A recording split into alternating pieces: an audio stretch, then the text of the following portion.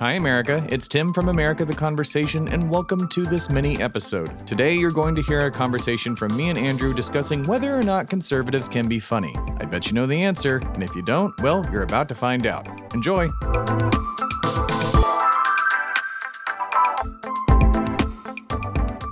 One thing that I was racking my brain about recently is, and it's not, I mean, I know the answer. We both know the answer because we've talked about it previously. Can conservative comedy be funny?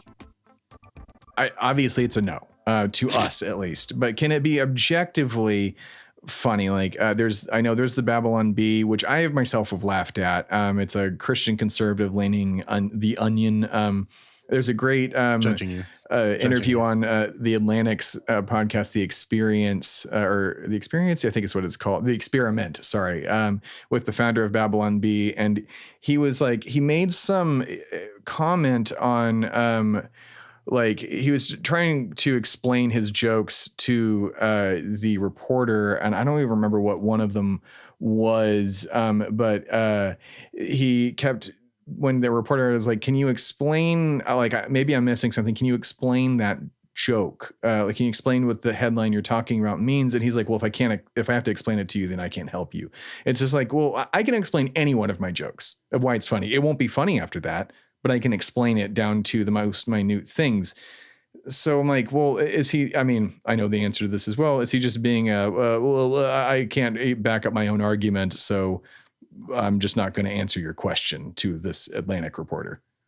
Yes. Simply yes. Well, like, look, man, I think the Babylon Bee is funny in the way that The Room is funny. Like, they're trying very hard. Oh yeah, with Tommy Wiseau's The Room. Yeah. Yeah, like bad movie funny. Yeah, sure. It's like, it's cringy funny. Yeah, I get it. It's not funny in the way that the artist is trying to be funny. It's funny in the concept. I mean, like, I will say, like, conservatives aren't funny because they're either punching down, and the latest generation does not like punching down. Understandably, it's mean and cruel. Or they're defending an ideology of the past. Yeah. Like, that is why. It's because they're trying to politicize comedy, not with a new idea or a status quo idea, but to reverting back to a world and ideology that never really existed. And that's not funny. Like, being funny, the only way conservatives be funny is if they punch down. And there's been a cultural shift that we don't like bully comedy, like punching down. And so there are no more funny comedians. Like, the last time I remember a funny, like, right-wing comedian was like Jeff Dunham, and that was when I was like brainwashed to hate Muslims and was like 13 years old. Like, he still gets specials on Netflix. He has a new one. Oh my God. Like, that's what I mean is, like, I don't think anyone under the age or over the age of like, or excuse me, anyone under the age of like 21 that's not like MAGA hog that like has to like things that are associated with the right because they're associated with the right, finds any conservative humorist funny. I can't even think of one. I forgot, like, when we were talking about this before we started the podcast, audience, like, I couldn't even think of a real right-wing comedian. Like, I thought of The Five on Fox with like Greg Gutfield. Like, that's the closest thing I could remember. A comedian? Oh God. Well, no, I mean, he's a pundit, but like, it's like a funny talk show where they're like trying to make jokes. Oh, they're trying to be funny on that show? Yeah, there's like a monologue. It's supposed to be like a late show. Like, what? Yeah. Oh, holy shit. I need to actually look at that. Maybe it's the Greg Gutfield show. I don't remember what it's fucking called, but there's something where Greg is up there making horrible jokes. Gutfield does not sound like a funny name, but not a funny guy. I think that, like, it's very hard to be funny when you're like, sex is bad and women should be in the kitchen. Like, it's like, all their jokes are like old racist and misogynist tropes, like anti-trans tropes. Like they have one joke in conservative, like average conservatives that go around. They're like, I identify as an attack helicopter. And they make that same fucking joke about trans people for the last 20 years.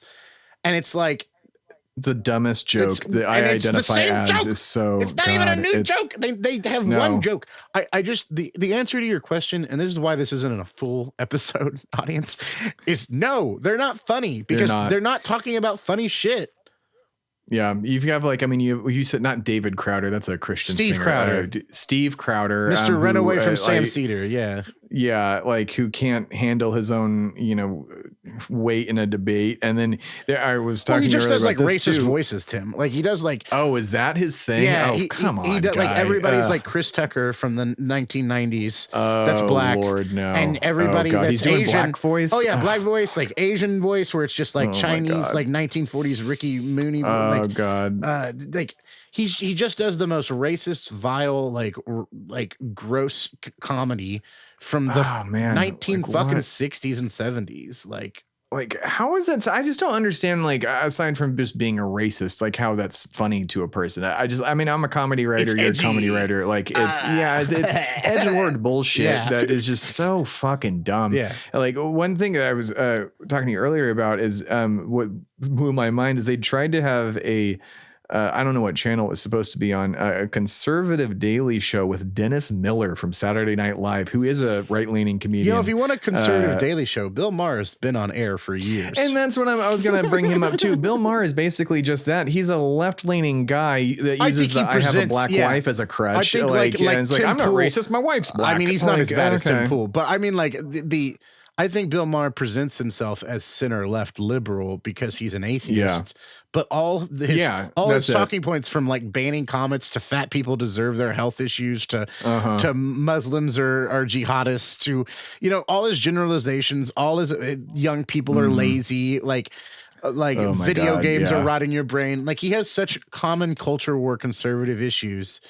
That smarmy face while he does it too. The only thing that's liberal about him in quotations such a dickhead face. Is he believes rich people should be taxed more sometimes, and he is an atheist. Everything else about him is a center right fucking like comedian.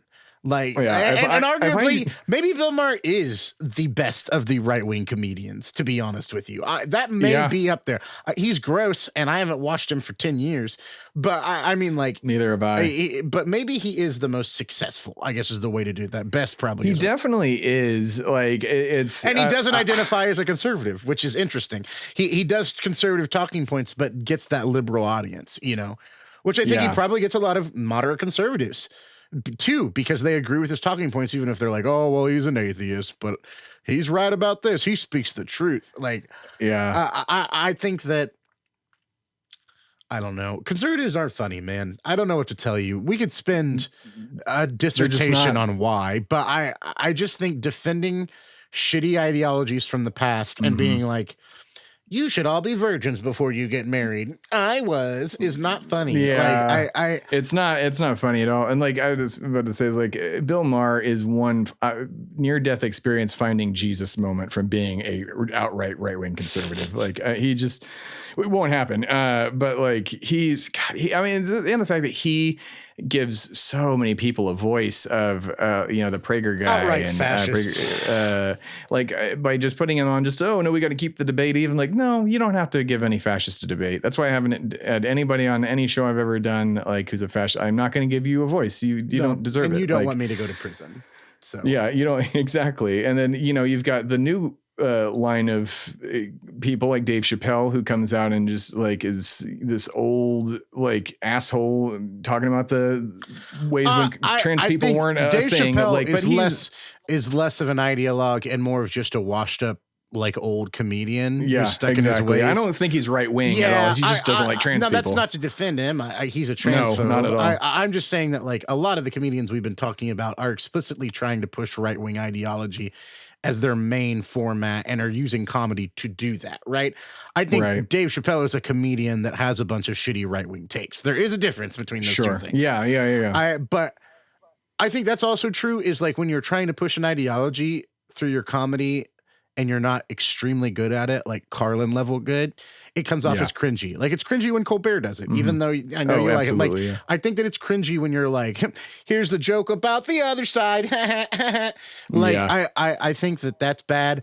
I think also to be a good comedian, you have to have multiple life experience. I mean, you don't have to, but I think that a lot of good comedians have had a very diverse, differing life experience there. They've met a lot of people, and that comes along with becoming more and more left wing.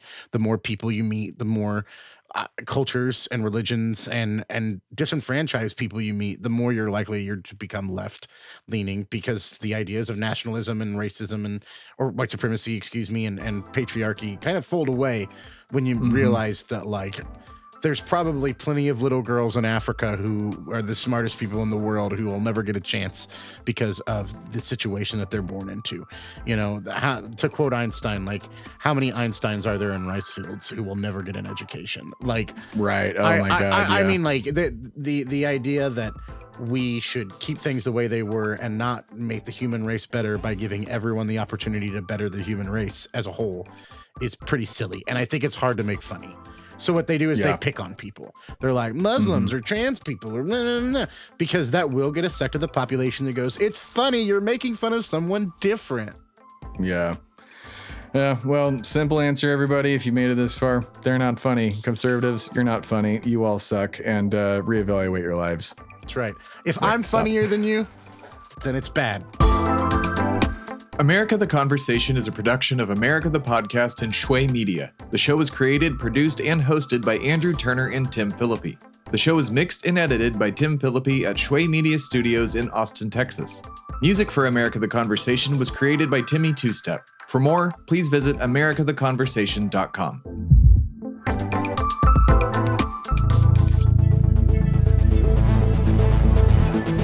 This has been a production of Shui Media, all rights reserved.